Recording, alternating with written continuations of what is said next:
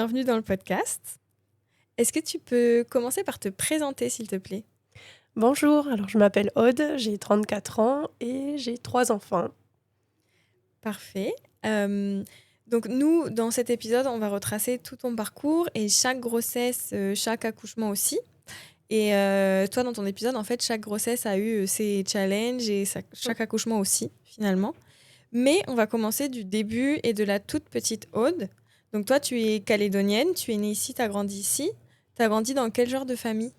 Alors oui, j'ai grandi surtout à Nouméa. Toute ma famille est installée en Nouvelle-Calédonie, donc je suis calédonienne. J'ai pas de famille en France. Et ensuite, j'ai grandi dans une famille recomposée. Donc mon père avait déjà eu plusieurs mariages et divorces. Donc j'ai déjà 2 grands frères et une grande sœur du côté de mon père. Et avec ma mère, ils n'ont eu que moi. Et ensuite, ma mère a refait sa vie et j'ai un petit frère et une petite sœur. Ok. Et c'était quoi ta vision de la maternité ou de la parentalité à ce moment-là? Alors, je me voyais déjà maman, j'aimais beaucoup les enfants depuis toute petite et d'ailleurs, ben, j'ai été beaucoup entourée, de dans ma famille, par, les cousins, les Les neveux, cousines les et tout, nièces? les neveux, les nièces. Donc, j'avais déjà une certaine, affection pour les enfants. Et ensuite, je me voyais bien avec 2 enfants. Voilà, c'était mon objectif. Au départ, c'était 2. Ok. Voilà et ça a changé après. Ça a changé après, tu vas nous le raconter. Et donc, bah, tu grandis à Nouméa, tu fais tes études ici.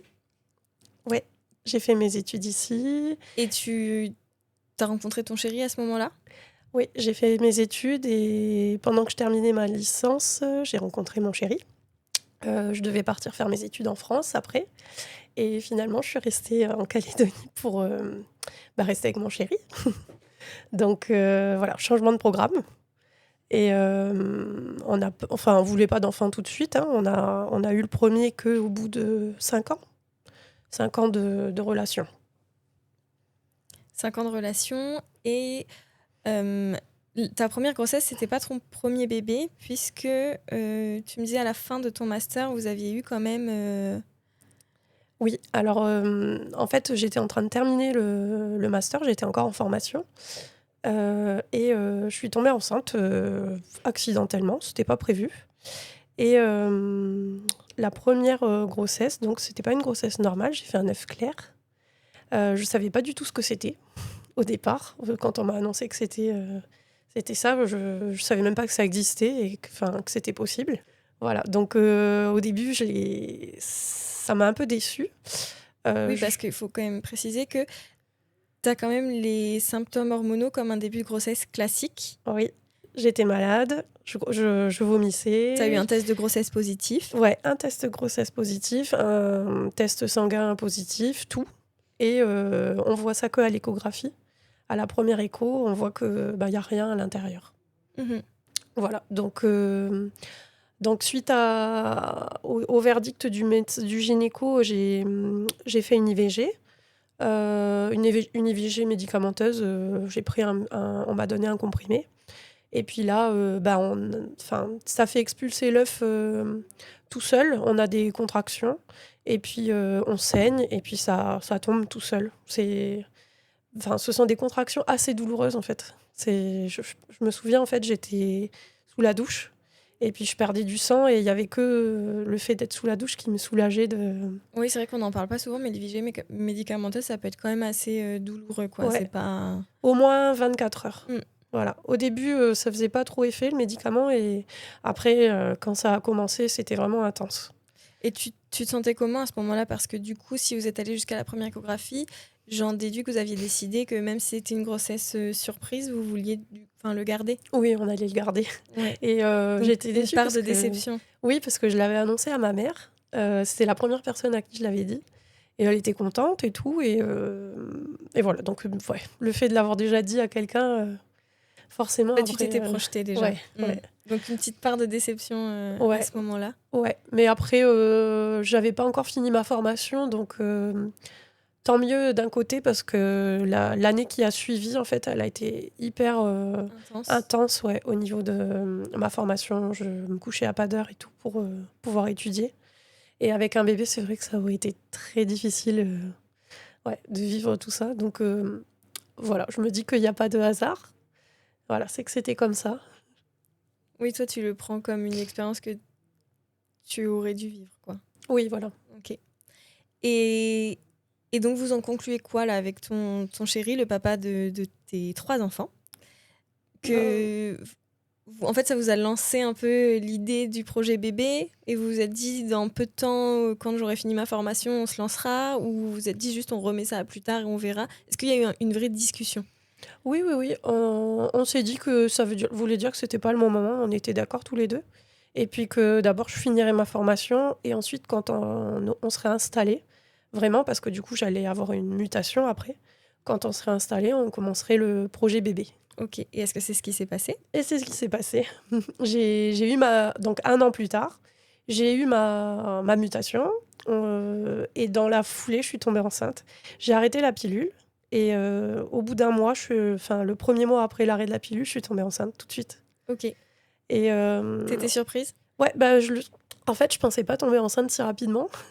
Donc on s'est dit, bon, je vais arrêter la pilule et puis on verra comment ça se présente. Et je me souviens, c'était la période de Noël. On avait fait les fêtes de fin d'année et tout. Et arrivé au 31, je me baladais à Carrefour, à Kenwin. Et puis j'ai fait un malaise à Carrefour. Ambiance. Malaise à Carrefour. Voilà, donc j'avais 24 ans. Donc bizarre quand même de faire un malaise à cet âge-là dans un magasin. Donc j'ai fait les premiers examens médicaux. Et puis je crois que j'avais 15 jours de grossesse. Ah oui, donc tout Ouais. pile au moment où on peut commencer à faire Mm. un test positif, quoi. Voilà. Et du coup, la bonne surprise, on a enchaîné sur le déménagement pendant voilà, le début de cette grossesse et puis on s'est installé dans le Nord. Mhm. Et comment tu appréhendais ce suivi de grossesse et toute cette grossesse dans le Nord? Parce que c'est vrai que ça, c'est vraiment les réalités de la Nouvelle-Calédonie. C'est en fonction de la province où tu résides, c'est vraiment pas le... Enfin si, c'est le même suivi médical, mais c'est pas le même accès aux soins, en tout cas. Ouais. Alors à l'époque, en fait, je savais que je devais partir au minimum 2 ans dans le Nord. Ma mutation, c'était le principe de cette mutation-là, c'était au moins 2 ans. Donc au début, ça a été très difficile parce que je laissais ma famille derrière moi et que enfin, personnellement, moi, de mon côté, il y avait personne dans le Nord. Et mon conjoint, lui, il avait des amis et de la famille un peu, mais pas tant que ça. Donc ça a été un déménagement assez difficile parce que j'étais toute seule en fait pendant toute la grossesse. Mon conjoint, lui, il était itinérant, c'est-à-dire qu'il se déplaçait sur la côte est, la côte ouest toute la semaine. Et souvent, il partait le lundi matin et je le revoyais que le vendredi soir. Mhm. Donc voilà, j'ai vécu la grossesse un peu seule. Seule, ça a été compliqué. Et du coup, pour enlever cette solitude, je descendais souvent le week-end voir ma famille. Donc au début, je descendais beaucoup. Mais sauf que là où j'étais, ça faisait 4 heures de route. Donc je faisais beaucoup d'allers-retours dès que je pouvais, dès que j'étais en vacances, dès qu'il y avait 4 jours. Et au bout de 6 mois de grossesse, un jour, je suis remontée chez moi, enfin dans le Nord. Je venais de passer 2 semaines à Nouméa.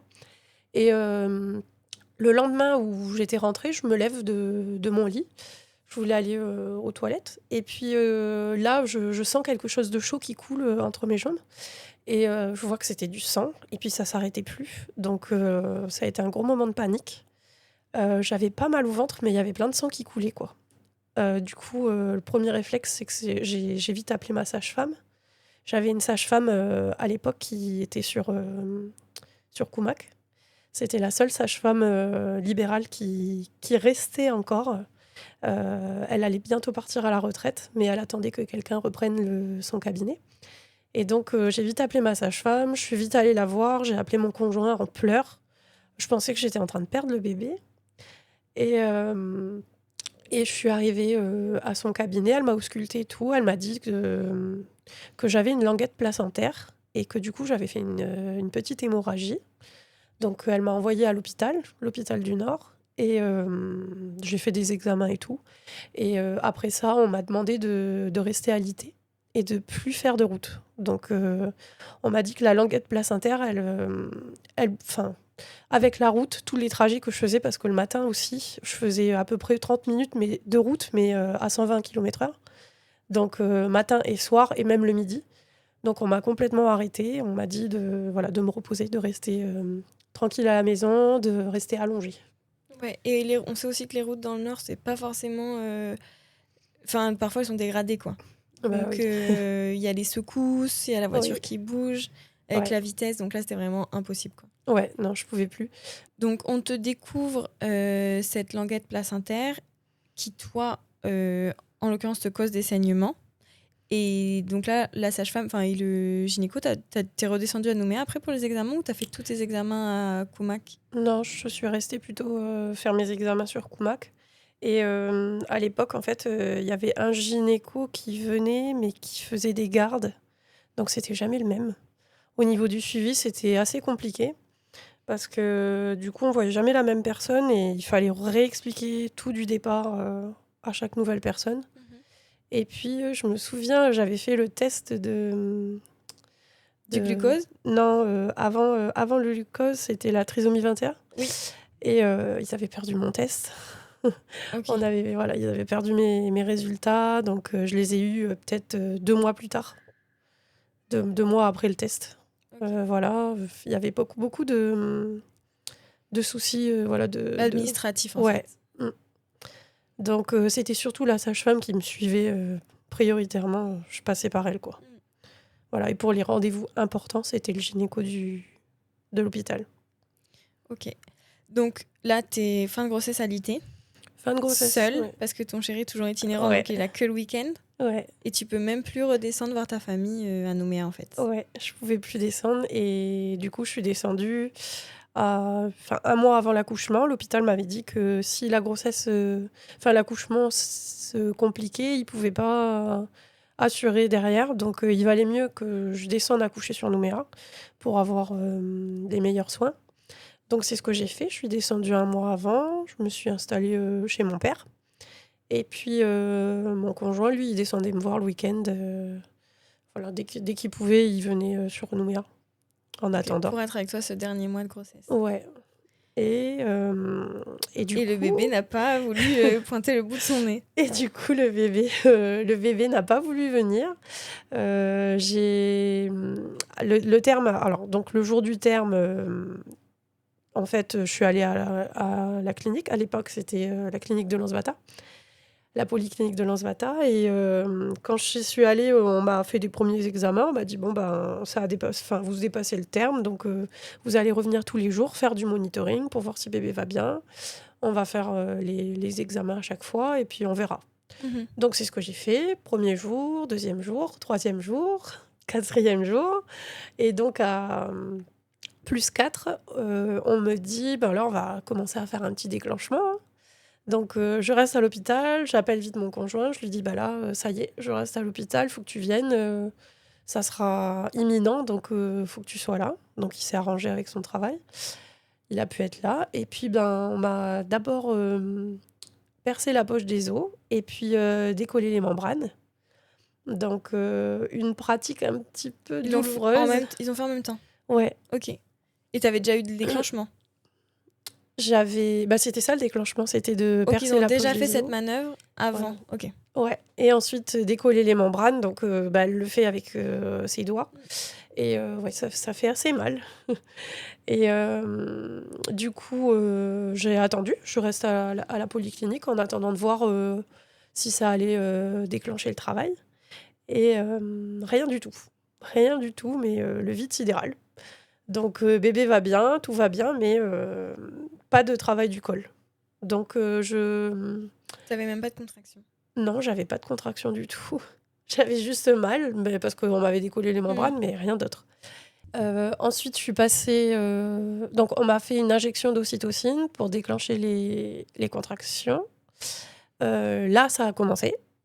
Un petit début de travail, mais surtout les contractions intenses. Parce que quand elles sont pas naturelles Oui.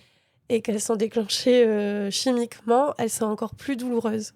Et les miennes, elles étaient dans le bas du dos. C'est comme si on me prenait un marteau et qu'on me tapait dans les reins, quoi. Mm. Donc, Oui, tu peux avoir des contractions dans le dos. ouais, Ça, je pense que tout le monde ne le sait pas, mais il y en a qui sont dans le ventre, mais il y en a qui sont vraiment dans les reins, en fait. ouais, bah, j'avais pas de contraction dans le ventre. C'était vraiment derrière. Et je suis restée pendant toute la nuit comme ça avec mes contractions. Je me souviens encore dans la salle où j'étais, dans ma chambre de la clinique, j'entendais les mamans qui accouchaient et qui hurlaient. Et du coup, je me disais, mais quand est-ce que c'est mon tour? Parce que là, j'en peux plus. Enfin, il faut qu'ils sortent. T'as eu une pause de péri entre-temps? Non, pas encore. Je l'avais pas encore. Et donc, pour passer la nuit, parce qu'il voulait pas encore me faire la péri, parce que le travail, il n'était pas assez proche. Et j'ai demandé dans la nuit d'avoir quelque chose pour me soulager, un antidouleur, de la morphine, voilà, pour pouvoir me reposer, parce que ça faisait 24 heures que j'étais comme ça, que j'étais restée à la polyclinique. Et 24 heures, du coup, que je dormais pas. Et là, je pouvais vraiment, vraiment pas dormir. J'étais debout et je hurlais de douleur, pendant que mon chéri il était en train de dormir dans le lit. Voilà. Donc, ils ont fini par me donner des antidouleurs. Et le lendemain matin, là, j'ai insisté, j'ai dit, je veux une péridurale, j'en peux plus. Il faut me soulager au maximum parce que je ne serais pas capable de pousser, en fait. J'étais tellement épuisée et fatiguée que j'aurais pas eu la force. Donc, on m'a fait une péridurale.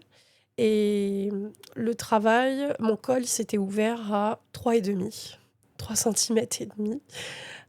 Donc pas du tout d'avancée, vraiment pas suffisant, quoi.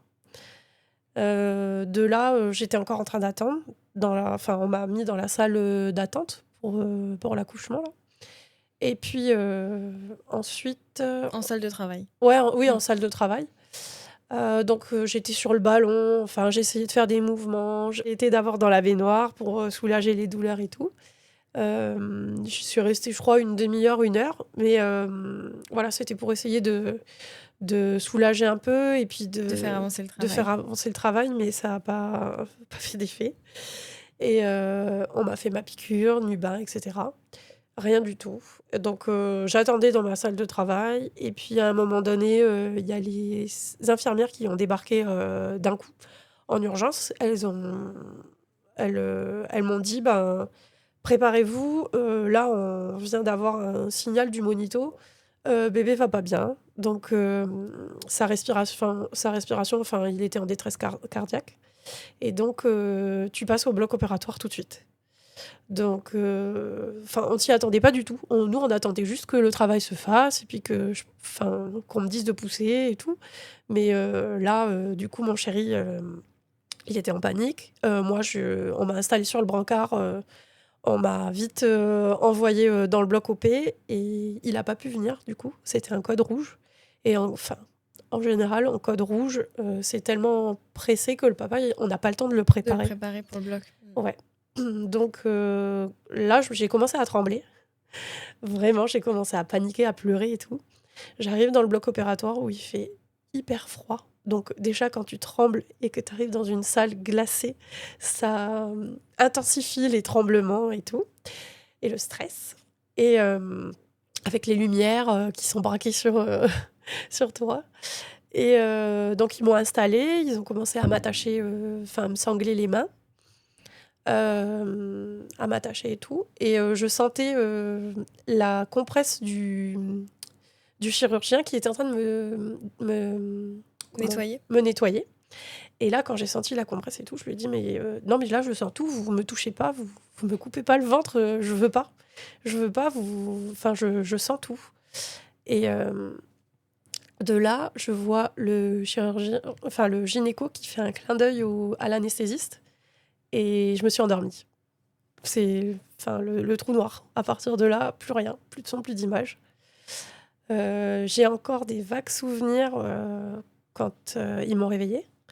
Et ils m'ont dit voilà votre bébé. Donc ils me l'ont montré, ils l'ont mis à côté de ma tête rapidement. Et puis après, je me suis rendormie. Donc, ça a été une anesthésie générale. J'ai pas vu tout ce qui s'est passé entre. Et quand je me suis vraiment réveillée, j'étais en salle de réveil et bébé était avec papa en train de faire De peau à le peau. pot à pot. Et le temps de me préparer et tout, ils m'ont ramené dans ma salle, la salle En mater. ouais, en maternité, je crois. C'était ouais, ou en salle de travail. Je suis retournée dans la salle de travail en attendant. Ok. Et ils ont, enfin, le papa essayait de me réveiller pour me montrer bébé et tout, mais en fait, j'étais tellement fatiguée, je crois, avec l'accumulation du stress Et l'anesthésie, c'est pas rien. et l'anesthésie. Donc, je me réveillais, mais je me rendormais. Du coup, j'avais pas la force de tenir bébé. C'était trop dangereux. Donc, j'ai mis plusieurs heures avant de retrouver toutes mes capacités. Et ils t'ont expliqué pourquoi tu as eu une anesthésie générale. Est-ce que c'est parce qu'ils n'avaient pas le temps de bien doser l'anesthésiant, parce qu'il fallait sortir ton bébé très vite, ou est-ce que c'est parce que... Enfin, j'imagine que c'était le manque de temps. Mais en tout cas, tu sentais tout, donc ils ne pouvaient pas ouvrir ton ventre comme ça. Oui. Ouais, j'ai jamais vraiment su pourquoi T'as ils jamais- ont... Ouais, Ouais, ils sont pas venus t'expliquer. non. Ok. Par contre, bah, c'est plus compliqué pour l'après-accouchement, du coup. Oui. Parce que, en fait, au début, je regardais mon bébé, mais je me demandais encore comment il était sorti. Enfin, je l'ai pas vu. J'ai pas senti l'accouchement, je l'ai pas vu sortir. Et on me l'a présenté comme ça, comme un petit bébé qu'on me donnait. Et du coup, je sentais encore dans mon ventre que ça bougeait. J'avais l'impression qu'il était encore là à l'intérieur et enfin qu'il était encore dedans, mais aussi devant moi. Et voilà, c'était assez déroutant. Il y a une partie de ton cerveau qui n'arrivait pas à comprendre, en fait. Ouais. Donc ça a été très long, très très long pendant plus d'1 an. Je sentais encore les mouvements dans mon ventre. Après, bébé allait très bien et tout, hein, ça s'est super bien passé avec lui. Mis à part les coliques de naissance, là, qui ont duré assez longtemps, presque 5 mois.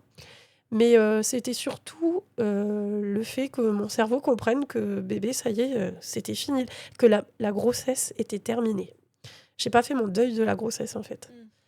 Oui, en fait, tu as réussi à créer ta relation avec ton fils. Ouais.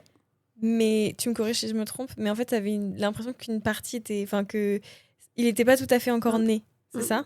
Ouais. Mais ça a été compliqué pour l'attachement avec lui ou pas du tout? C'était vraiment deux choses séparées. Ah, c'était séparé, par contre. Ok. Ah, il y a eu voilà, un lien très fusionnel avec lui.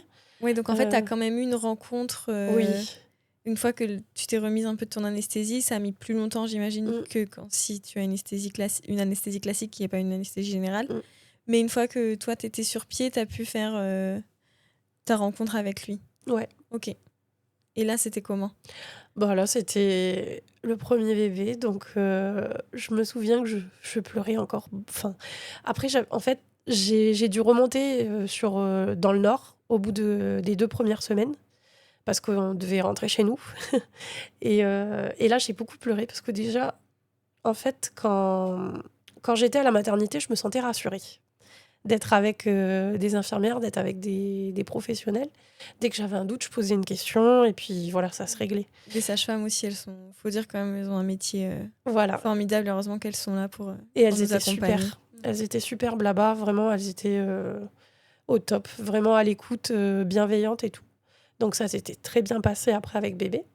Mais le fait après d'être lâché comme ça dans la nature avec son premier enfant, on se demande si on va être capable déjà de le comprendre quand il pleure, parce qu'un bébé, en fait, ça pleure beaucoup. Oui. Un bébé, ça pleure tout le temps. Dès le départ, ça pleure énormément. Pas tous, hein, mais c'est vrai qu'il y a des bébés qui pleurent plus que d'autres. Et du coup, quand on est tout seul, on se demande, enfin même avec le papa, on se regardait, on se disait mais qu'est-ce qu'il a? Est-ce qu'il y a quelque chose qu'on a... Enfin, est-ce qu'il a mal? Est-ce qu'on a mal fait quelque chose? Voilà. Donc après, on avait nos parents qui étaient là parce qu'on était sur Nouméa. Donc bon, ils nous conseillaient et tout. Mais quand on est remonté dans le nord, du coup, mon conjoint, lui, il a repris le travail. Et moi, je suis restée toute seule avec ce bébé dans le nord, sans ma famille. Donc, pendant tout ton congé mat. Ouais, pendant tout le congé mat. Et là, j'avais des grands moments de peur. parce que je savais pas trop quoi faire pour le soulager, surtout quand il avait les coliques. C'était très lourd. Donc, quand le papa il arrivait le soir, je lui tendais les bras, je lui tendais le bébé dans les bras, je disais vas-y, essaye de faire quelque chose parce que moi j'arrive plus à l'aider. Et Mais ça, je pense que je vais le dire à chaque épisode, mais l'isolement. ouais. Déjà, pendant la grossesse, c'est difficile, mais alors en postpartum, d'être isolé, c'est terrible. Ouais. En fait, je pouvais pas le poser. Quand j'allais aux toilettes, je prenais le transat. Je mettais le transat devant les toilettes. Quand j'allais me doucher, je prenais le transat devant ma douche. Et bon, pendant ce temps, il pleurait. Moi, j'essayais de me doucher vite fait. Ouais, mais comme ça, il était pas seul. Tu lui disais bébé, je suis là, regarde. Voilà. Ouais, mais oui, effectivement, t'as aussi des besoins. Et après, je sais pas si ça le fait à certaines autres personnes, mais quand il est né, j'ai eu énormément besoin de ma mère. Je sais pas pourquoi ça m'a fait un truc qui m'a dit j'ai besoin de maman. Voilà, je sais pas pourquoi j'avais besoin qu'elle soit là pour me rassurer et voilà qu'elle m'aide. Vraiment un grand besoin de l'aide de ma mère. Mais du coup, elle pouvait pas forcément m'aider parce qu'elle était pas là. Et le week-end, elle pouvait pas toujours monter. Oui, donc le week-end, il montait quelquefois. Même ma belle-mère avec mon beau-père, il montait. Voilà, il venait nous voir quand même, au moins une fois par mois, quoi. Donc ça te faisait une petite bulle. Ouais. Peut-être ce week-end-là, t'as eu le temps de te faire un resto avec le chéri. Pas tant que Même ça. pas, vous étiez trop fatigués. Ouais, on était trop fatigués. Voilà. Ok. Et donc, les années avancent. Ton premier garçon grandit bien. Ouais. Il a commencé... Du coup, non, lui, il n'a pas été à l'école dans le Nord. Vous êtes redescendu directement. Oui, j'ai fait mes 2 ans et je suis redescendue. T'avais trouvé une nounou, une crèche. C'est comment dans le Nord, en fait? Alors, quand on s'est installé et que j'ai su que j'étais enceinte, j'ai commencé déjà à appeler, à me renseigner. Et la seule crèche qu'il y avait, elle était déjà remplie. Il n'y avait plus de place. Donc, on a dû faire appel à des nounous à domicile, des dames qui gardaient les bébés chez elles. Et c'était très difficile à trouver parce que quand on connaît personne, c'est que du bouche à oreille là-haut. Donc, c'est mon conjoint qui a trouvé par les intermédiaires du travail, voilà, quelqu'un qui connaissait quelqu'un. Voilà. Qui gardait des enfants chez elle. Ouais. Et ça a été très difficile. Et c'était pas trop loin de votre domicile? C'était pas loin, par contre. Ah bon, sa nounou, elle était à 50 mètres de notre maison. Elle habitait à 2 maisons de chez nous. Tout s'est aligné, en fait. Ouais, ça, c'était super pratique. C'était bien. Donc, et après, il y a une autre crèche qui s'est créée et on l'a mis à la crèche, par contre, pour le socialiser plus et qu'il soit avec plus d'enfants, parce que là où il était tout seul. Ok. Donc là, on voulait qu'il soit quand même en collectivité. Et donc, il a fait quelques mois dans cette nouvelle crèche qu'il avait ouvert et c'était génial. Donc, quand on est descendu, il a encore changé. On a dû le réinscrire. Et de là, il est rentré à l'école, tout ça. Et au bout de 4-5 ans, il a commencé à nous réclamer un petit frère ou une petite sœur. Donc, on s'est dit, allez, pourquoi pas. Il commence à être grand, autonome et tout. On va lancer le... Enfin, on va s'y mettre. Oui, on va s'y mettre. Mais vous, en plus, le projet, bien que tu aies eu un accouchement compliqué, on peut le dire, c'est pas anodin d'avoir une anesthésie générale pendant une césarienne, pendant l'accouchement. Vous, le projet d'agrandir la famille n'était pas fermé. Non, pas du tout. Vous attendiez juste le bon moment. Ouais. Et finalement, c'est ton premier qui vous a mis les pieds à l'étrier. Ouais, c'est plutôt lui qui nous a suggéré l'idée. Ok. En fait, on commençait vraiment à profiter, à faire plein de choses, voilà, puis plus payer la crèche aussi, parce que c'était un sacré budget. Donc là, ça faisait 2 ans qu'on n'avait plus de crèche, ça y est, il allait à l'école. Financièrement, ça a commencé à aller mieux. Et puis, on était assez occupés et tout, donc voilà, c'est lui qui nous a mis l'idée dans la tête. Et puis, du coup, j'ai arrêté la pilule, encore. Et je suis tombée enceinte. Donc, on a commencé à lui dire, parce que c'était le premier qui voulait vraiment un petit frère ou une petite sœur. Donc, on a commencé à lui dire, ça y est, peut-être que tu vas avoir un petit frère ou une petite sœur. Ça y est, maman, elle est enceinte, et tout. Donc, on est allé voir le gynéco, premier écho et tout. Et il me dit, là, les résultats des tests sanguins sont pas bons. votre taux le taux est trop bas. Ouais, les taux de Voilà. bêta-HCG. Voilà, sont trop bas, mais vous êtes enceinte, il n'y a pas de souci, mais il y a quelque chose qui ne va pas. Donc, il me fait faire des tests pendant au moins 3 semaines, tous les jours. Tous les matins, j'allais au laboratoire. Ouais, pour suivre si en fait ces taux ils sont censés Monter. pratiquement doubler chaque jour et c'est vraiment Mm. une courbe ascendante, exponentielle même, je crois, si je me souviens bien de mes maths de lycée, pas trop. Donc oui, en fait, tu surveillais pour voir si la grossesse était évolutive. Ouais. Et on voyait pas l'embryon à l'échographie. Donc, je crois que là, j'avais à peu près 2 mois. 2 mois de grossesse. Parce que j'avais un peu tardé pour aller faire la première écho. Je voulais bien attendre. Comme le premier, j'avais été à 15 jours. Là, je voulais bien attendre de laisser l'embryon grossir et puis faire une bonne écho, quoi. Je fais mes tests sanguins, je retourne voir le gynéco. Et puis là, il me dit, bah, écoutez, je suis désolée, mais là, c'est vraiment c'est une grossesse extra-utérine. On ne sait pas où est l'embryon. Donc, on va devoir faire une IVG. Et comme on ne savait pas où il était, j'ai dû faire une IVG par méthotrexate, par injection. Et donc, à cette époque-là, j'avais ma grand-mère qui était aussi à la clinique de Nouville. Ce jour-là, en fait, elle était en fin de vie. Elle avait un cancer et puis elle était en phase terminale. Et je suis allée la voir juste avant mon injection. Et elle me dit t'inquiète pas, tu sais, t'auras d'autres enfants, je le sais. Parce que je pleurais, en fait. J'avais pas envie de faire cette IVG. On avait voulu ce deuxième bébé. Et, Oui, puis il faut préciser, parce que toi, tu nous l'as bien expliqué quand on a préparé l'épisode, mais en fait, tu pouvais pas faire une IVG médicamenteuse avec les comprimés classiques, ni une IVG par un curtage, aspiration. parce qu'en fait, toi, l'embryon n'était pas dans l'utérus, ils ont jamais su, tu me disais, où il était, en fait. Donc, c'est un traitement qui était assez lourd et qui ciblait pas forcément seulement un embryon. Tu me disais que c'est un traitement ça comme une cible chimiothérapie. Ouais, toutes les cellules vivantes. Donc, assez lourd. C'est juste une injection, mais c'est l'après. J'ai fait mon injection et j'ai jamais vu quoi que ce soit. Enfin, je sais pas où est passé l'embryon. Hein. Ça s'est dissous dans mon corps, tout seul. Et par contre, j'ai perdu beaucoup de cheveux et j'étais très fatiguée. Ça m'a fait à peu près 5 mois de grosse fatigue. Je prenais des compléments et tout pour essayer de limiter ça. Mais ouais, j'étais vraiment dans un état, fragile, quoi. Pendant les 6 les 6 mois d'après, il fallait pas que je retombe enceinte parce qu'il y avait encore l'effet de l'injection dans le corps. Donc j'avais pas le droit de retomber enceinte. Et donc le médecin m'avait bien demandé de faire attention. Donc on a fait attention. On s'est dit, bah tant pis, on abandonne l'idée d'un deuxième enfant pour l'instant. Ça veut dire que c'était pas pour nous pour le moment. Et puis on verra plus tard. Et 6 mois après, pile, je suis retombée enceinte. Ok. Donc là, la 4e grossesse. Et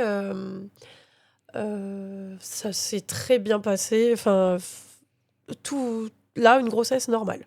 Donc on va dire que je fais une grossesse sur 2 normale, une grossesse compliquée. Là, ils ont tout de suite trouvé l'embryon. Et là, en disant tout de suite trouver l'embryon, c'était ma grande peur de refaire une grossesse extra-utérine parce qu'en général, quand on en fait une, on dit qu'on est assez sujette à ça. Donc après, c'est La assez probabilité surveillé. augmente un petit peu pour les grossesses d'après. Ouais. Et puis, il fallait voir aussi si ça n'avait pas abîmé ma trompe, parce qu'on n'avait jamais su où il était, donc ça peut endommager à l'intérieur. Parce que j'étais déjà à 2 mois et quelques de grossesse quand j'ai fait mon IVG. Donc voilà. Mais là, par contre, ça s'est très bien passé. Bon, bien entendu, les aléas de la grossesse, les maladies de la grossesse, vomissements, ça, je les ai eus encore, comme pour le premier. J'ai vomi du premier mois au dernier mois. Voilà, tout ce qui était friture, et certaines odeurs, je pouvais pas. Ok. Voilà, donc ouais, j'étais assez malade, mais sinon, la grossesse, pas à risque, bébé allait bien. Donc, arrive le jour du terme. Et puis là encore, bébé n'a pas voulu se pointer avant. Donc, je vais à la clinique, toujours de Nouville, puisque la polyclinique de Lansvata, elle avait fermé. Et ils me disent, quel est votre projet de... Enfin, qu'est-ce que vous voulez et tout. Donc, pendant le projet de naissance, le projet d'accouchement que j'avais fait un mois plus tôt à la clinique, j'avais bien dit que je voulais pas qu'on me refasse comme pour le premier, qu'on insiste autant pour avoir un accouchement par voie basse. Je voulais absolument, je voulais quand même essayer, mais si ça marchait pas, je voulais pas qu'on ait avoir un acharnement médical. Donc là, elles m'ont dit pas de souci. Vous venez encore comme d'habitude tous les jours après dépassement du terme, on fait les examens. Et là, on était à +4. Ok. Comme le premier. Le premier, ouais, +4 aussi, mais j'avais accouché à +6 du coup. Et là, donc +4, je vais les voir. On regarde le col, pas de travail, rien du tout, pas de poche des os qui s'est percée entre-temps, rien du tout. Donc, ils me disent, on va faire un petit déclenchement, tranquillement. On va mettre en place un ballonnet. Que tu n'avais pas eu du coup pour le premier déclenchement. Oui. Mais pour le deuxième, oui. Oui. Tu veux expliquer ce que c'est le ballonnet ? Tu veux l'expliquer toi ? Je vais l'expliquer très simplement. C'est un petit ballon qui se pose dans le col de l'utérus et qu'on dilate petit à petit pour aider le col justement à dilater. Donc, on me pose le ballonnet. Le travail commence à se faire tout doucement. On attend quelques heures à peine. Et puis, arrivé peut-être à 5 cm, les sages-femmes me disent on va enlever le ballonnet et puis on va pouvoir commencer tout doucement l'accouchement et tout. Voilà. Ça va. En fait, on va retirer le ballonnet et puis le travail va continuer tout seul. Donc, ils me retirent le ballonnet. Et puis, peut-être 5 minutes après, ils regardent. Et là, ils me disent, non, mais ça s'est refermé à 3,5 ou 4, quelque chose comme ça. Donc, là, c'est... Déception. Et puis, donc, ils me disent, on attend un petit peu. Et 5 minutes plus tard, pareil, ils viennent me voir. Enfin, on entend le monito qui fait du bruit. Et là, code orange...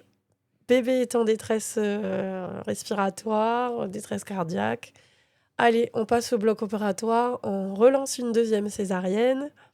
Et cette fois-ci, comme c'est un code orange, ils m'envoient et en attendant, ils préparent papa pour venir dans le bloc opératoire. Donc un peu moins pressé que le code rouge. Oui. Voilà. Donc... Et surtout, tu as pu avoir ton mari avec toi. Ouais. Il est venu tout de suite. Enfin, ça a été assez rapide quand même. Hein. Et dans les minutes qui ont suivi, on était déjà dans le bloc. Il arrivait. Voilà, ça a été très, très rapide. Et donc, on commence ma césarienne.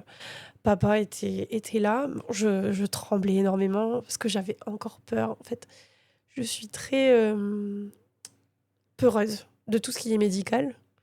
Et lui, il n'était pas rassuré non plus. Hein. Il n'est pas plus courageux que moi au niveau médical. Mais en fait, il essayait de ne pas me montrer qu'il avait peur. Et il voyait que j'étais tellement paniquée qu'il me tenait la main, il me parlait et tout. Il me parlait d'autre chose.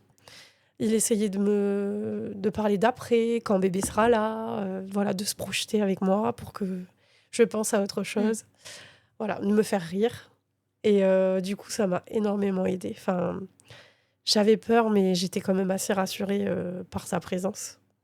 Et je pense que si... C'était pas le même accouchement que pour ton premier, où là, t'étais vraiment seule, il y avait une urgence vitale, quoi. Oui. Et donc, t'en as un souvenir peut-être un peu plus doux. Oui, quand même plus doux, ouais. Donc après, ils ont sorti bébé. Enfin, avant qu'ils sortent bébé, là, ce qui a été différent dans cet accouchement, c'est que le gynéco, il m'a demandé de pousser. Pendant qu'il le sortait, il m'a dit poussez en bas, voilà. Et je l'ai fait 3 fois. Et bizarrement, je sais pas, mais ça m'a fait du bien en fait de participer à l'accouchement, même si je savais que c'était pas moi qui faisais le plus gros du travail. Mais ça a fait quelque chose dans ma tête quand même qui a changé du premier. Et donc ils me l'ont sorti et en fait, il s'était enroulé le cordon autour du cou. Donc ils l'ont vite, dénoué là et puis il allait très bien. Ça s'est bien passé après, Oui, mais du coup, tu l'as eu quand même. et Il laisse pas longtemps les bébés au bloc parce que justement, les blocs sont très froids, mmh, comme tu disais. Mais du coup, tu as pu l'avoir quand même 5 minutes jusqu'à qu'ils aillent le ouais. réchauffer. Ils l'ont posé sur moi, j'ai pu lui faire des bisous, des câlins, faire un petit pot à pot, voilà, léger. Et puis ensuite, ils l'ont emmené avec papa, enfin faire les premiers soins et puis faire le pot à pot.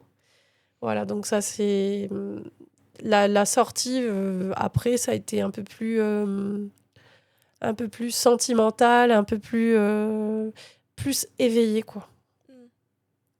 Oui, t'étais plus en capacité de t'occuper de ton petit loup Ouais, que quand t'étais en train de te remettre d'une anesthésie générale. mm, c'est ça. Et bon, je vais sauter un petit peu dans le temps, mais après l'arrivée de ce deuxième bébé, petit à petit, toi, t'as une dépression du postpartum qui s'est installée. Alors, ça n'a pas commencé par la dépression, je pense que ça a commencé par le baby blues. Ok. Euh, Qui sont deux choses bien différentes. Oui, oui, oui. Mm. En fait, je suis sortie de la maternité, tout pareil, hein, très bien. Un bon séjour, rassuré, une super équipe. Et puis arrivé à la maison, mon conjoint, lui, il avait pris du congé pour 3 semaines pour être avec moi, parce qu'on avait encore le premier hein, qui allait à l'école, qui avait 5 ans. Donc il fallait aller l'emmener à l'école, le récupérer, etc. Gérer le premier plus le bébé. Donc papa, pour les 3 premières semaines, avait posé congé. Et puis, on rentre à la maison, puis au bout d'une semaine et demie, son travail le contacte et lui demande de revenir et tout, parce que en fait, il y a un collègue qui est parti en voyage. Et du coup, il faut qu'il y ait quelqu'un qui soit présent au travail, parce que voilà, pour les besoins du service, ils ont besoin de mon conjoint. Et il accepte d'y retourner. Et du coup, il y est retourné, donc ça faisait ouais, une semaine et demie que bébé était né. Et là, j'ai commencé à m'effondrer. J'ai pleuré, enfin, j'ai pas compris parce que j'avais besoin qu'il soit là et tout. Et Le congé paternité s'est un petit peu rallongé dernièrement en Nouvelle-Calédonie, mais de base, je crois que si je dis pas de bêtises, c'était 2 ou 3 jours. Ce qui est. C'est un long week-end alors que tu viens d'accueillir un être vivant sur Terre. en plus, quand tu as une césarienne, tu restes 5 jours à la clinique. Ah oui, Donc, ça te prend des jours en plus sur le congé paternité. c'est ça. Et là, je crois, il me semble, si je dis pas de bêtises, que c'est 11 jours maintenant en Nouvelle-Calédonie. Oui, c'est 11 ou 12. En plus des jours conventionnels. Enfin, en plus des 2 jours et demi ou 3 jours De l'accouchement. compris dans la convention collective de l'employeur. Ok.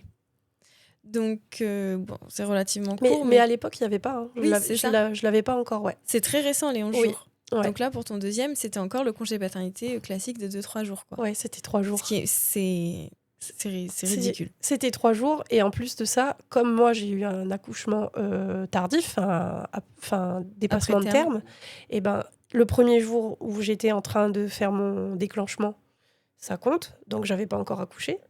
Et après, il restait 2 jours après l'accouchement. Donc, les 3 jours... si on respecte ces 3 jours, en fait, la maman, elle est encore à l'hôpital. Oui. Et papa, il retourne au travail, quoi. Et ce petit bébé-là, mon deuxième fils, c'était un bébé koala. Et il était très, très, très demandeur des bras. Enfin, je ne pouvais pas le laisser une seule seconde. Il fallait que je le porte tout le temps pour tout. Je pouvais rien faire, en fait. J'étais vraiment avec un bébé dans les bras H24. Et j'avais le deuxième, le premier, le grand, qui me sollicitait énormément parce qu'il avait encore besoin. Oui, il avait que 5 ans. Il avait que 5 ans, c'était encore un petit bébé quand même. Et je me sentais complètement surtout, dépassée. Il a eu quand même pendant 5 ans papa et maman pour lui. Ouais. Et c'est pas facile aussi en tant que grand frère de retrouver sa place. Et même en tant que maman, c'est culpabilisant de dire là tu attends, je m'occupe de ton frère, attends. Tu peux pas tout le temps le faire non plus, quoi. C'est ce qu'il a découvert, justement, c'est devenir grand frère. Ça a été un petit peu compliqué pour lui aussi. Et du coup, ça m'a fait beaucoup culpabiliser. En fait, je me suis dit, mince, peut-être qu'il n'était pas prêt à devenir grand frère. Il demandait, mais lui, ce qu'il voulait, c'était jouer avec son frère, mais il était encore trop petit. Il fallait lui expliquer qu'il fallait encore du temps pour que le bébé il grandisse et puis qu'il commence à marcher, à jouer avec lui. Donc, lui, il comprenait pas forcément. Et moi, je me sentais coupable. Je me sentais coupable. Du coup, j'avais l'impression de lui imposer ça, lui imposer le fait d'avoir eu un autre enfant. Donc, ça a pesé énormément sur ma conscience. Ouais, donc déjà là, dès le début, cette période-là, c'est celle que tu qualifies de baby blues. Ça t'a déjà fait un petit coup au moral? Ouais, j'ai beaucoup pleuré. Dès que mon conjoint il est reparti au travail, là, je pleurais tous les jours. J'étais vraiment dans un état Il y a la chute hormonale de aussi, tristesse. Ouais, mais j'étais triste tout le temps. Mm. Et ensuite, j'ai commencé enfin, ça s'est dégradé, en fait, parce que ce bébé, il était tellement koala que je pouvais plus rien faire. Des fois, il y avait des jours où il rentrait à la maison, j'étais encore habillée en pyjama comme le matin. Tellement j'étais au bout du rouleau. J'avais pas pu faire la cuisine, j'avais à peine pu manger moi. Et quand il rentrait le soir, je lui tendais le petit et puis je lui disais vas-y parce que là il faut que je souffle. Ouais, Et j'allais m'enfermer. manger, prendre une douche. En fait, je m'enfermais dans la douche et puis j'allais pleurer. J'allais pleurer sous la douche. C'était mon moyen à moi de décompresser. Mais le pire, c'est que en fait, le bébé, il voulait pas aller avec papa. Il voulait que maman. Ouais. Et dès que je le mettais dans les bras de papa, il hurlait, il pleurait. Donc des fois, papa, pendant que je prenais ma douche, il venait carrément dans la douche et il me disait « Ah, j'arrive pas à le calmer et tout ». Donc toi, t'es là, t'essayes de te doucher rapidement et tout pour pouvoir le prendre dans les bras, le soulager. Et tu n'arrives pas forcément à profiter de ce moment. Donc il y a eu des moments où je lui ai dit... Enfin, au début, je le faisais pas. Mais après avoir vu, du coup, en fait, je me suis fait aider pour tout ça. Après, au bout de quelques mois, je lui ai dit, là, j'ai besoin, pendant que je vais me doucher, d'avoir au moins 5 minutes toute seule. Juste pas entendre le petit pleurer. Parce que les cris du bébé, en fait, ça... au bout de... C'est tellement stressant. C'était vraiment devenu stressant. Et moi, de par mon métier, j'ai des acouphènes. Donc, j'ai l'oreille hyper sensible. Et quand c'est ton enfant qui pleure, mais je sais pas, ça te traverse le corps. Ça te rentre... Enfin, c'est comme si c'est dans ton ventre. Ça te fait des vibrations. Parfois, t'as juste envie de t'enfermer dans un placard dans le noir et plus rien entendre, plus de cris, quoi. Voilà. Mais du coup, pendant cette donc période... toi, tu t'es fait aider très tôt, en fait. Alors, j'ai pas compris tout de suite que j'étais en train de faire une dépression. Je suis allée voir une association, enfin, je sais plus si c'est une association, mais c'était le Jardin des parents. Et le Jardin des parents, à l'époque... Ah oui, mais parce que j'avais oublié de préciser aussi que mon fils, il est né pendant la période Covid. Donc, quand j'ai accouché et tout, et que je suis rentrée à l'hôpital, et que je suis rentrée de l'hôpital, je suis rentrée à la maison, on a eu la deuxième vague de Covid. Et là, tout était fermé et on pouvait tu plus pouvais voir même personne. plus avoir le relais de ta famille, même si cette fois-ci, tu étais à Nouméa. Oui, j'étais à Nouméa, mais je pouvais même pas voir ma mère. Et il fallait faire le document, le justificatif de déplacement, justifier exactement pourquoi on sortait et tout. Je me souviens qu'il y a des jours où j'étais vraiment pas bien. Je demandais à ma mère de l'aide. Elle était obligée de mentir, de dire qu'elle venait m'emmener à manger ou quelque chose comme ça. Parce que... Ce qui était sûrement vrai, je pense qu'elle t'emmenait aussi à oui. manger. Ouais, elle venait m'aider pour que je puisse faire à manger, faire la cuisine ou ne serait-ce que me nourrir. Et du coup, j'étais vraiment seule parce que même quand mon conjoint il rentrait du travail, il fallait qu'il se désinfecte, il était avec le masque. C'était toute une étape de comment il fallait qu'il aille à la douche. Oui. Ouais, voilà, il rentrait pas. Oui, parce que avec un nourrisson, tu joues pas. T'avais pas envie que ton bébé ait le Covid, surtout. Et du coup, j'avais trouvé donc le jardin des parents et je faisais des ateliers pour les coliques de bébé, par exemple. Je faisais aussi, je crois qu'il y avait l'allaitement, il y avait le portage, voilà, des thématiques. En fait, je pense que ce qui me soulagée dans ces ateliers, c'était pas vraiment le fait de faire l'atelier, c'était le fait d'être avec d'autres mamans et de pas être seule la journée. Et, euh, et du coup, ben, ces mamans-là, elles avaient aussi des bébés qui pleuraient, enfin, elles avaient aussi des difficultés. Je me sentais moins seule dans mes difficultés. On en parlait beaucoup, on se donnait des conseils. Voilà, qu'est-ce qui avait réussi pour l'une, pour l'autre. Et ça m'avait beaucoup soulagée, en fait. De toute façon, même d'en parler, même si en fait les conseils que tu reçois sont pas efficaces pour ton bébé, de pouvoir parler des difficultés, de voir d'autres femmes qui vivent la même chose que toi, c'est un énorme soulagement. Oui. Mais c'est hyper important d'être entourée dans ce moment-là du postpartum. Et dès que je me retrouvais seule à la maison, là, par contre, j'étais en déprime. Donc, après, je me suis fait suivre. J'ai vu un psychiatre qui a voulu me médicamenter. Sauf que mon objectif de ce deuxième enfant, c'était l'allaitement. Je voulais absolument l'allaiter pendant au moins la première année. Et ça lui a très bien convenu à mon bébé, puisque c'était un bébé koala et qui voulait que le sein. Donc le psychiatre qui a voulu me médicamenter n'a pas pu le faire, puisqu'on ne peut pas médicamenter une femme allaitante. En tout cas, le traitement qu'il voulait te donner à ce moment-là, il n'était pas compatible avec l'allaitement. Pas du tout. Ok. Donc j'ai eu un suivi plutôt psychologique que médicamenteux. Et ensuite, puisque le psychiatre il tenait absolument à médicamenter, donc j'ai changé de spécialiste. Et je me suis tournée vers une psychologue. Donc là, je lui parlais de mes ressentis, de mes soucis et tout. C'est pas vraiment ce qui m'a aidée le plus. Parce que, en fait, elle est là pour t'écouter, mais les solutions, tu dois les trouver par toi-même. Elle n'est pas là pour te donner les solutions. Donc, j'ai fait appel à d'autres moyens, comme par exemple les associations. Je faisais beaucoup d'ateliers. J'allais même à l'annexe de la mairie à Rivière-Salée.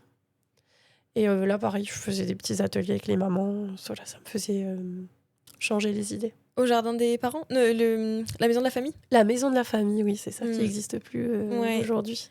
On était assez nombreuses, hein, franchement. Il y avait de toutes les personnes qui étaient là, et que ce soit des mamans qui avaient leur premier enfant ou leur troisième, voilà, c'était pour tout le monde. Ouais. Voilà. Donc, en fait, cette dépression, c'est pas forcément des spécialistes qui m'ont aidée, mais c'est plutôt le fait de participer et de participer à des ateliers et de sortir. Le fait de sortir de la maison qui m'a plus aidée. Et le temps aussi. Le temps m'a permis d'accepter certaines choses et puis d'accepter aussi de ne pas être une maman parfaite. Parce que c'est un gros travail, en fait. C'est qu'on veut être là pour tous ses enfants, mais que des fois, on ne peut pas. Donc, il faut leur apprendre aussi, par exemple, au premier, que parfois, il faut attendre, il faut gérer aussi sa frustration, ça s'apprend. Et voilà, c'est... Le rôle de maman, en fait, c'est vraiment de faire au mieux, mais pas d'être parfaite. Oui, voilà. Et on se met beaucoup de pression dès le départ. Oh, oui. On se met de la pression pour être là pour tout le monde, sauf pour soi-même. Et du coup, c'est là où on se perd. Il faut réussir à jongler entre les deux, à trouver un équilibre, une harmonie pour maîtriser. Oui, en fait, si on s'aide pas soi-même déjà, c'est difficile d'aider les autres. C'est ça. Et d'être présente pour nos enfants à ce moment-là, si nous, déjà, dans notre tête, on n'est plus présent. Quoi. Voilà. J'étais là pour mes enfants, mais j'étais là par obligation. Enfin, j'étais là comme un robot. Je faisais les choses parce que je savais que c'était leurs besoins à eux, donc il fallait que je réponde à leurs besoins en premier. Les nourrir, les doucher, faire les devoirs, veiller à ce que eux, leurs besoins primaires, ils soient remplis. On oublie qu'on existe. Parfois, il y a des jours où on oublie qu'on existe soi-même, qu'on est une personne, un être humain. Tellement on fait tout par automatisme. Ouais, c'est dur. Voilà. Ça s'apprend, hein, c'est la Ça s'apprend. parentalité. On ne naît pas maman comme on apprend chaque métier. Ça aussi, c'est un métier totalement à part. C'est ça. Et puis, c'est difficile aussi quand on est dans le contrôle d'accepter que chaque enfant est différent et que c'est pas parce que l'enfant de la copine, il dort 8 heures par nuit et qu'il est parfait que en fait, c'est pas parce qu'elle est une meilleure maman, c'est que tous les enfants sont différents et que toi, tu es la meilleure maman pour tes enfants. Oui. Mais personne ne te demande d'être parfaite à part toi-même, en fait. Mm. Et c'est vrai qu'avec tous les réseaux sociaux, tout ce qu'on voit, Mm. on se dit toujours, elle y arrive, elle fait 55 kilos, elle met 34, elle fait tous les petits pots bio, son bébé est parfait, tout le monde dort, elle est maquillée, alors que moi, j'ai même pas réussi à boire un café, quoi. Mm. Enfin, moi, Ouais. c'est ce que j'ai ressenti, en tout cas. Et pareil pour la bienveillance, parce qu'il y a des moments où nous-mêmes, on est tellement épuisés qu'on s'énerve.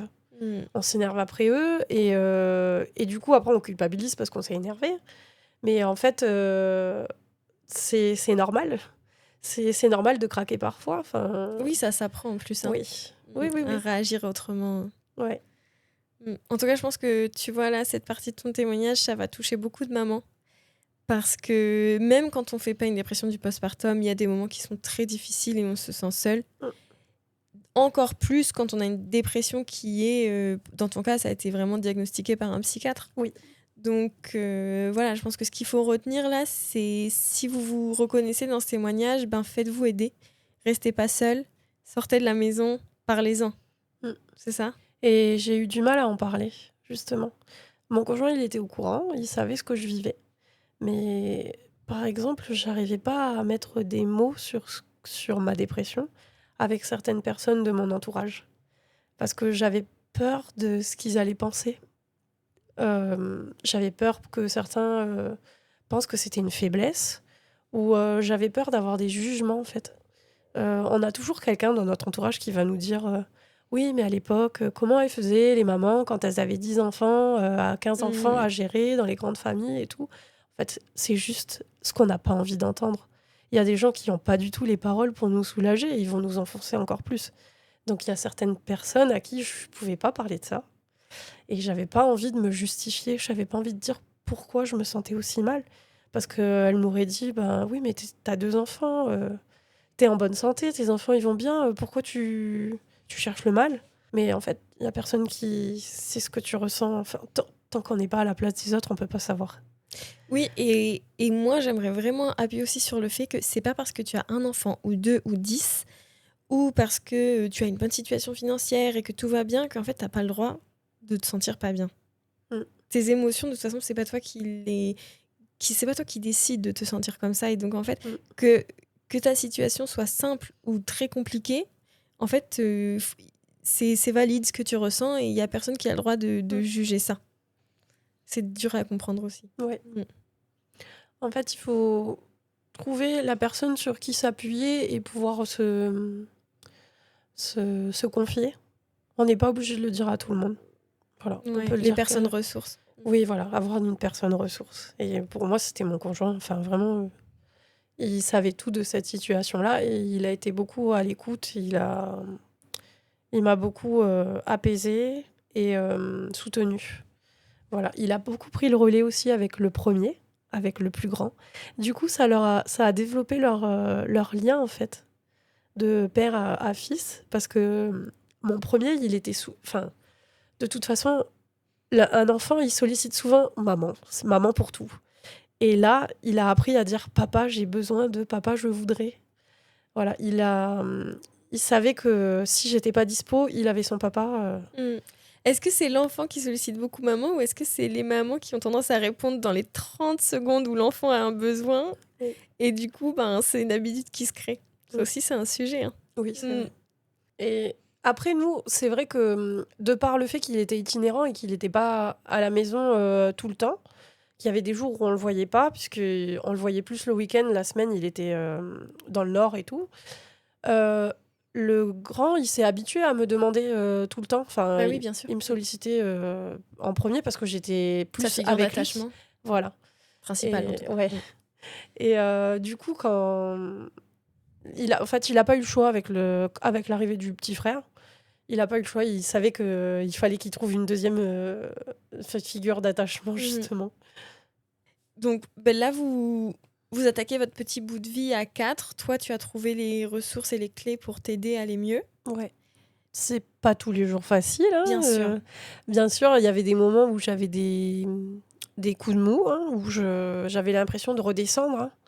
Mais j'ai vraiment sombré la première année, en fait, où le deuxième est arrivé. C'était la grosse période la plus difficile. Et après, on s'endurcit. On apprend. On apprend, s'endurcit, on est plus tolérante envers soi-même. Et voilà, on trouve des solutions. Et donc là, on arrive en 2024. Oui. Et il s'est passé quelque chose pour vous en 2024? Ouais, il s'est passé une grosse surprise. Donc, on était bien à 4. Hein. Enfin, on trouvait notre rythme. Le dernier, enfin le deuxième, il était commençait à devenir autonome.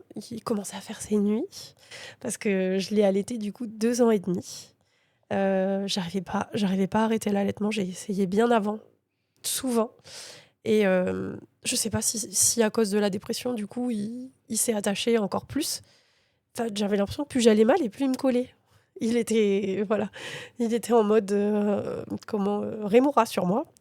Et donc j'ai essayé d'arrêter l'allaitement. J'aime bien l'image de Rémora parce que moi, souvent, mes garçons, je les appelle mes Rémora aussi. C'est vraiment cet effet de ventouse là. Oui, c'est une ventouse, c'est exactement ça.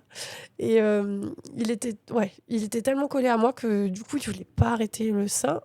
J'en étais vraiment très fatiguée, hein, parce qu'il se levait encore la nuit 2 fois à peu près à partir de ses 2 ans. Et on était encore en cododo, hein, il dormait encore à côté de moi. Donc je commence à vraiment décider moi-même d'arrêter l'allaitement. Je vais même voir un gynéco, je lui demande s'il peut me donner un cachet pour arrêter la lactation. Il me dit bah non, mais c'est à toi d'arrêter de décider, de dire à ton fils non. Et je lui dis oui, mais c'est dur de dire à un enfant de 2 ans non, parce que lui, il hurle. Même le soir, il se réveille en pleurant. Si je refuse, c'est la grosse crise de frustration, les grosses pleurs. Puis quand t'es à minuit, puis tu te réveilles plusieurs fois, voilà, comme ça, à 2 heures du matin, et que le lendemain, tu dois quand même aller au travail. Alors que c'est tellement plus rapide de sortir le sein, tu sais qu'il s'endort pratiquement automatiquement dessus. Ouais. Donc voilà, j'ai fini par réussir à arrêter l'allaitement avec lui. On a remplacé par le biberon et tout, enfin on a trouvé des techniques. Et j'étais sa sucette en plus, donc il voulait pas de sucette. Donc on arrête. Et on arrive en février 2024. Ouais. En fait, je voulais plus prendre la pilule, en fait. Je voulais changer de moyen de contraception et passer par une voie la plus naturelle possible.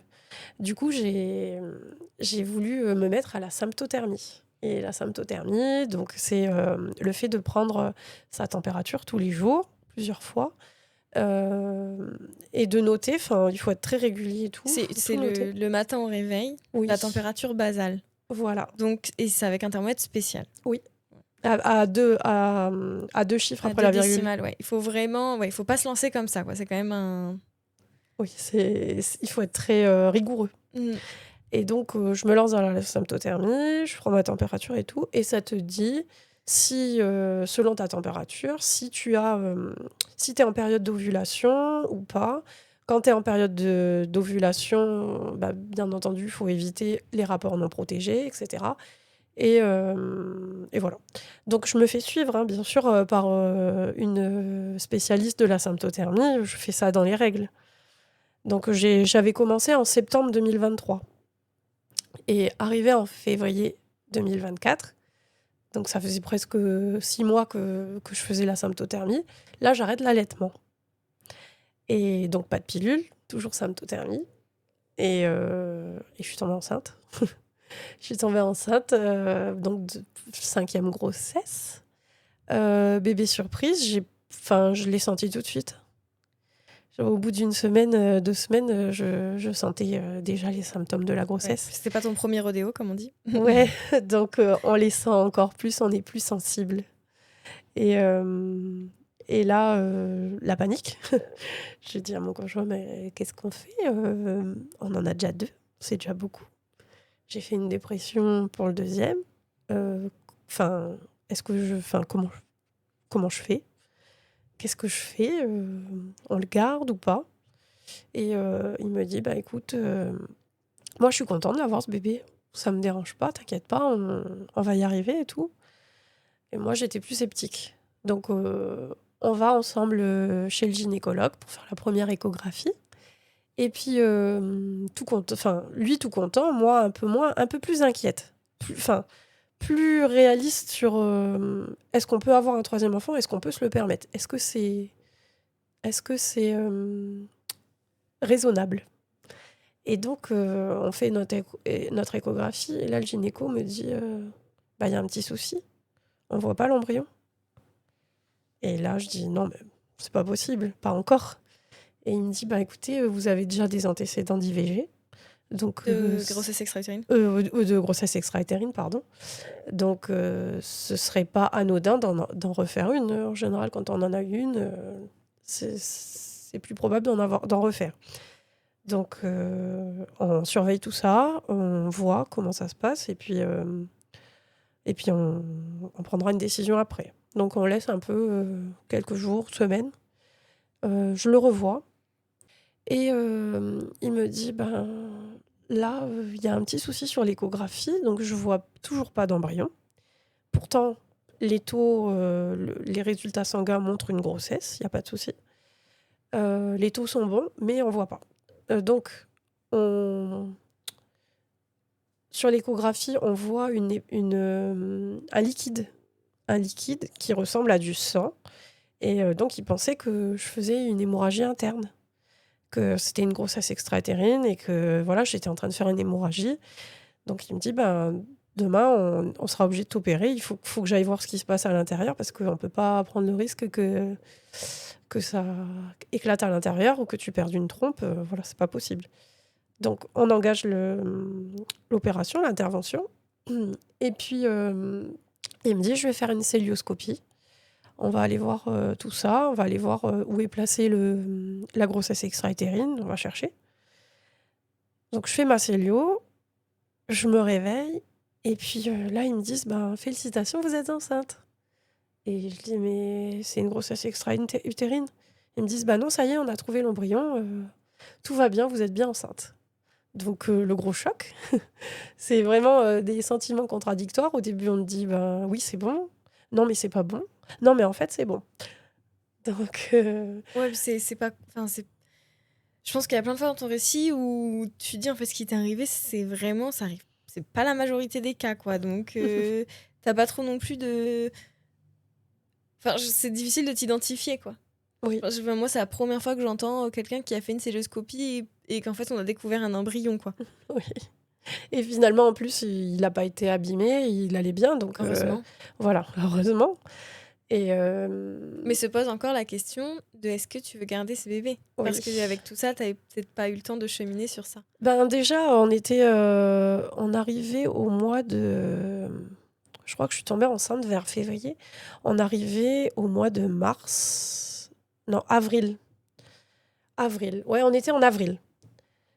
Il me semble que, pardon, je me suis trompée. Je suis tombée enceinte en mars. Ok. Et on était au mois d'avril.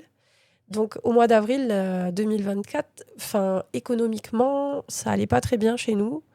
Mon conjoint, il était dans un secteur au niveau de son travail où c'était pas non plus la folie. Et donc, on savait pas trop où on allait. On sentait qu'il y avait quelque chose qui était en train de se dégrader, que ça allait pas en général. Mm. Donc voilà, on se dit, ben ça va pas. On sait pas trop s'il va pouvoir garder son travail. Et puis voilà, un troisième enfant, ça fait déjà beaucoup, même financièrement, c'est une charge en plus, hein, clairement. Il faut anticiper. Ouais, Est-ce qu'on plus tard on pourra payer des études aux trois, du coup? c'est ça. Voilà. Est-ce qu'il n'y en aura pas un où on va dire, désolé, on paye déjà les études de ton frère ou de ta sœur, donc là, il faut que tu choisisses un cursus où c'est un peu moins cher. Ouais, c'est une frustration quand même. Et donc, on se dit, on réfléchit et tout, et là, on se dit, allez, non. Enfin, mon conjoint, il me laisse le choix. En fait, il me dit, c'est toi, c'est pas moi qui suis enceinte, c'est toi qui portes cette grossesse. Je peux pas te forcer à faire une IVG, enfin, ce serait pas enfin, ça se fait pas. Et donc, il me dit, je te laisse le choix, c'est toi qui décides, c'est comme tu veux. Et donc, je lui dis, allez, je vais faire une IVG, ça serait pas raisonnable d'en avoir un troisième. Donc, j'organise un rendez-vous chez le gynécologue pour faire les papiers, parce qu'on doit d'abord signer les documents de décharge.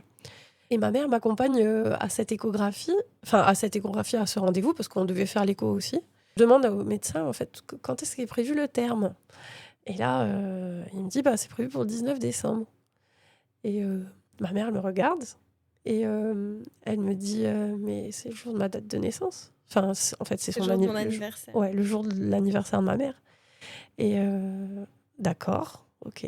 Et là, j'ai vu dans ses yeux que c'était un signe pour elle, que le bébé naisse le jour de son anniversaire à elle. Voilà, c'est un signe quelque part. Et pour toi aussi, tu vois, tu l'as pris comme un signe Ouais, aussi. ouais. Oui, parce que j'avais été voir une acupunctrice avant, et elle m'avait dit, elle avait écouté le pouls, nos deux pouls et tout, et elle m'avait dit que c'était un bébé qui se battait pour vivre, qui avait la force de vivre, la volonté de vivre et tout. Et donc, deuxième signe et tout, je me dis, mais ok, bon. Je pars avec les papiers du médecin. On descend de l'immeuble. Et là, ma mère, elle me dit, t'es sûre de ton choix? Et j'ai dit, non, je sais pas quoi faire. Ça faisait 1 semaine que je pleurais tous les jours parce que je savais pas quoi faire. J'avais peur de pas être capable d'assumer après l'IVG. Parce que mes autres IVG, je savais que c'était pas des bébés viables. Mais là, ce bébé, il est viable, il va bien. Donc, c'est moi qui prends la décision de lui enlever la vie ou pas. Et donc, elle me dit, mais tu es sûre? Et puis, si ça se trouve, en fait, ça sera un bébé facile. Et puis, tout va bien se passer. Et, parce que j'avais peur, en fait, de revivre encore un bébé koala qui pleure beaucoup. Enfin, voilà, ça aurait été beaucoup avec 2 autres enfants. Donc, voilà, elle essaye de me faire me poser plein de questions. Et je lui dis, je sais pas, et tout. Elle me dit, écoute, fais-toi confiance, s'il est là, c'est peut-être pas pour rien. C'est peut-être comme ça, c'est peut-être normal. Et donc, de là, je décide de plus avorter. Je déchire les papiers du docteur et je dis, ok, je le garde. Il y a trop de choses qui me disent de finalement le garder. Oui, puis tu as fait ton bilan. Il y a une partie où c'est qu'est-ce qui est raisonnable et une autre partie qui est aussi qu'est-ce qui est raisonnable pour toi, pour ta famille. C'est au-delà de l'aspect financier, du temps. Le deuxième, le deuxième finissait la crèche, donc il allait rentrer à l'école. Donc les deux seraient à l'école, on aurait plus qu'une seule crèche, la crèche du nouveau bébé, quoi. Donc c'était un peu un peu moins difficile financièrement. Et puis, donc voilà. Du coup, je dis à mon conjoint, écoute, je pense que je serais pas capable d'assumer le fait de faire une IVG. Et puis, on s'aime, on a déjà une famille. Donc, allez, on va agrandir la famille encore. Tout va bien. L'environnement, il est quand même assez favorable. Oui, et puis même si c'était pas prévu au planning, c'est quand même toi, tu me corriges encore une fois si je me trompe, mais c'est pas que tu voulais pas d'un troisième bébé, c'est que tu te posais des questions financières et en fait très dans le quotidien, le terre à terre, ouais. Vraiment, ouais. Et en fait, du coup, on garde le bébé. On est d'accord tous les deux, donc tout va bien. Lui, il était un petit peu content, non? Ouais, il était content quand même. Ouais. En fait, on n'avait pas décidé d'avoir un troisième tout de suite. Moi, j'étais pas contre l'idée parce qu'on avait déjà 2 garçons. Et je me disais qu'un jour, dans ma vie, j'aimerais bien quand même avoir une petite fille et essayer. Et donc, on se dit, bah, c'est vrai qu'on n'était pas prêt tout de suite. On voulait attendre que le deuxième ait au moins 5 ans. Enfin, faire comme le premier, quoi. Mm. Et, mais tant pis, bon, ça bouleverse nos plans, mais c'est juste sur le temps. Donc, ça se passe comme ça. On se dit, bah allez, c'est bon, on est décidé, on fera plus rien. Et là, j'étais à 2 mois et demi, donc j'avais quand même une limite de temps. Il y a un moment donné où tu peux plus Oui. changer d'avis. Hein, donc, voilà. Et puis, du coup, voilà. Donc, vous gardez le bébé et puis très vite, en fait, il y a eu mai 2024. Ouais, bah, le mois d'après. Le Mm. mois d'après, du coup, il y a les émeutes. Donc, Et tu n'auras moi, pas eu une grossesse des 3. bah, déjà, j'étais hyper malade. Pareil, 3e grossesse, hyper malade. J'ai fait que de vomir. J'étais... Voilà, dès que je me levais le matin, j'allais vomir. Je passais ma journée à vomir. Et, puis bah, là, les émeutes éclatent et tout. Et on se regarde, on se dit, mais qu'est-ce qu'on a fait? Mais c'est pas possible. Enfin, qu'est-ce qui se passe et tout? Le bébé, il peut pas vivre dans un environnement aussi conflictuel. Comment on fait et tout? Donc là, on a vraiment paniqué. On a eu pas des regrets hein, du tout, mais De la peur. la Vous avez eu peur. peur. Ouais, on a eu très peur. On savait pas trop. Déjà, les magasins étaient fermés. Pour se nourrir, c'était compliqué. On avait déjà les 2 autres. Et puis, c'était une ambiance tellement lourde, en fait, que ça m'a rendue encore plus malade. Ouais, là, Et en fait, mon conjoint, lui, ça l'a fait paniquer parce que, du coup, il avait une vie en plus À à, protéger. à protéger. Ouais, Mm. donc il était vraiment très mal. Ouais, de toute façon, c'était une période compliquée. Voilà. Et bon, la situation se calme en Nouvelle-Calédonie, ta grossesse évolue. Et Ouais. vous accueillez cette petite fille, du Ouais, coup. du coup, la grossesse évolue et aux 5 mois, on découvre que c'est une fille. Donc là, mais en fait, je me suis dit, j'ai tout de suite pensé, en fait, oui, cette grossesse-là n'était pas un hasard et qu'en fait, c'était écrit quelque part. Qu'on on a bien fait de s'écouter et de la garder. Parce que du coup, elle est venue compléter notre famille, rajouter de la vie un peu à cette année compliquée. Mm. Voilà. Et puis, c'est un bébé calme, tu me disais aussi. Et puis, en fait, du coup, c'est le petit bébé hyper calme, hyper posé. Ouais. Désolée, mais moi, je pleure facilement. Ouais. Faut accueillir les Ouais. émotions. Oui, tout à fait. Non, c'est un cadeau. Un cadeau parce qu'elle est venue... en fait, elle est venue tellement facilement. La grossesse, elle s'est bien passée. Je l'ai pas entendue. Enfin, je l'ai pas beaucoup... Enfin, elle bougeait, mais elle était calme. Déjà, je la sentais dans mon ventre qui était très discrète. Et en fait, cet accouchement-là, c'était normalement donc une césarienne programmée. Parce que j'avais déjà eu 2 césariennes. Donc, après 2 césariennes, on est obligé de faire une césarienne pour les prochains accouchements. Et donc, c'était une césarienne programmée. Et en fait, ça s'est super bien passé. Il n'y a pas eu de code rouge, il n'y a pas eu de code orange. Là, c'était un code vert. On est passé du rouge au vert. Et ça s'est passé dans des conditions... dans un film. J'avais jamais connu ça. T'étais sereine. Ouais, j'étais sereine. Toute l'ambiance autour, elle était calme. Je me demandais en fait quand est-ce qu'il allait y avoir un problème. Je me demandais si c'était normal. Je suis pas habituée. Oui, voilà. On n'a pas l'habitude que ça se passe aussi bien. Et Mais ça peut très bien se passer, césarienne aussi. Si on a des futures mamans qui nous écoutent, des césariennes, ça peut être très beau aussi. Ça peut être un chouette moment à vivre aussi. Et puis, c'est pas parce qu'on a vécu des grossesses difficiles avant ou des accouchements difficiles que on peut connaître aussi la paix, quoi. Oui. Voilà. Donc, voilà. La petite fille qui est arrivée. bien. Elle était, voilà, elle était en bonne santé. Finalement, tu as senti que c'était comme une petite pièce du puzzle qui vous manquait, quoi. Oui, qui s'est complété. Et donc, Et il est terminé. le puzzle est complet. Le puzzle est complet, il n'y a plus de place. Donc là, vous faites votre petit bout de chemin à 5. Ouais. Et on vous souhaite que du bonheur. Puis merci de nous avoir partagé tout ça. Parce que c'est vrai que ton témoignage est très riche. On aborde beaucoup de sujets. Je pense que moi, je pourrais rester assise là sur le canapé à te parler pendant encore 3 heures, tellement en fait, il y a c'est vaste, mais en même temps, il y a quand même cumulé 5 grossesses, 3 enfants, 3 accouchements, des complications, des moments de joie. On aborde quand même aussi ce sujet de la dépression du postpartum qui est, je trouve, essentiel quand on essaye de déculpabiliser les futures mamans et les mamans en fait en général. Et nous, on fait toujours à la fin d'épisode, on fait une petite question de fin. Est-ce que tu veux laisser un petit message pour tes enfants si un jour ils écoutent le podcast ou si un jour tu as juste envie de leur faire écouter la fin du podcast? On n'est pas non plus obligé de leur faire écouter tout le podcast.